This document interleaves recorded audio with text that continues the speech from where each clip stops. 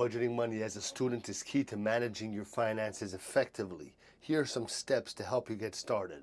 Number one, track your income. List all sources of income such as part-time jobs, allowances, or financial aid. Knowing how much you have is essential. All right. Number two, list your expenses. Write down your monthly expenses, including fixed costs like tuition, rent, bills, as well as variable costs like groceries, transportation, and entertainment. Number three, create a budget. Use your income and expenses to create a budget. Allocate specific amounts for each category, making sure your expenses don't exceed your income. All right? Number four, prioritize needs versus wants. Don't try to impress anybody. Focus on essential expenses first, such as food and housing. After that, set aside some money for discretionary spending, like going out with friends.